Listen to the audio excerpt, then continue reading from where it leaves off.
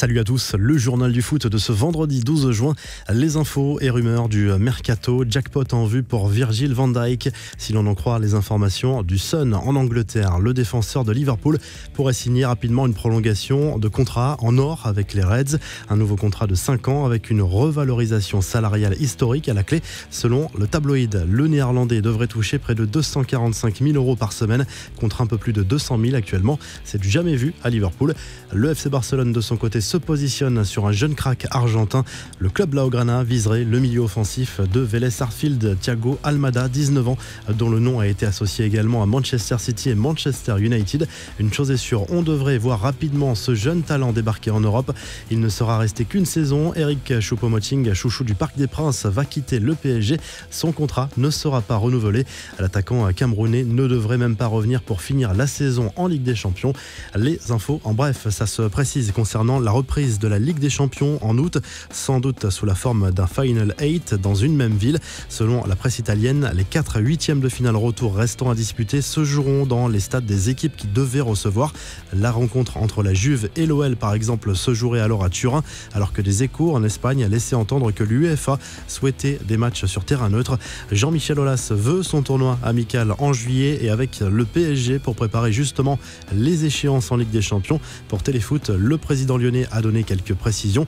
Il y aura un tournoi masculin et un tournoi féminin. Chez les hommes, il devrait y avoir une phase de poule et une finale. Aulas veut réunir les meilleures équipes françaises. Un entretien avec Nasser El Khelaifi devrait permettre d'en savoir plus rapidement. Direction l'Angleterre, selon le Guardian. Les capitaines des clubs de Première Ligue ont demandé une vraie marque de soutien pour les manifestations antiracistes qui ont lieu un petit peu partout dans le monde en ce moment. Pour la reprise du championnat, le nom de chaque joueur pourrait être remplacé sur son maillot par Black Lives Matter, slogan de la lutte contre le racisme. De l'autre côté de la Manche, toujours, Dele Alli a écopé d'un match de suspension et d'une amende de 55 000 euros. Souvenez-vous de cette mauvaise blague jugée raciste qu'il avait faite sur Snapchat au sujet du coronavirus au début de la crise sanitaire. Il manquera donc le match contre Manchester United. Le joueur a fait son mea culpa. Mohamed Salah a payé sa tournée en Angleterre, non pas dans un bar mais à la pompe. L'attaquant de Liverpool a payé tout simplement la facture d'essence de tous les clients présents à ce moment-là dans une station-service où il venait de faire le plein. Geste très classe, rapidement relayé sur les réseaux sociaux. Enfin, David Beckham joue le jeu à fond dans le cadre d'un projet spécial qui a pour but de divertir des fans. L'actuel copropriétaire de l'Inter Miami a lu un chapitre de Harry Potter à l'école des sorciers, projet lancé pendant le confinement lié à l'épidémie. La revue de presse, le journal L'Équipe se concentre cette fois sur la reprise du football en Italie après l'Allemagne et l'Espagne. Le ballon rond reprend ses droits dans un pays où il a toujours une place à part dans la société. Demi-finale retour de Coupe d'Italie ce vendredi 21h entre la Juve et l'AC Milan. En Italie, forcément, ce duel entre les Bianconeri et les Rossoneri est à la une de tous les journaux sportifs, à l'image de la Gazzetta dello Sport.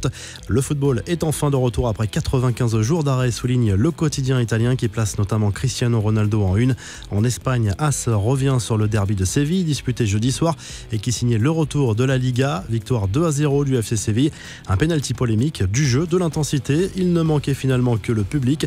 Le journal Sport se concentre de son côté sur le duel final entre le Barça et le Real Madrid. Il reste 11 matchs à disputer, 11 finales dans la course au titre et le journal catalan présente sans surprise le club Blaugrana comme favori. Vous retrouvez l'actu foot sur topmercato.com, l'appli Top Mercato et à très vite pour un nouveau journal du foot.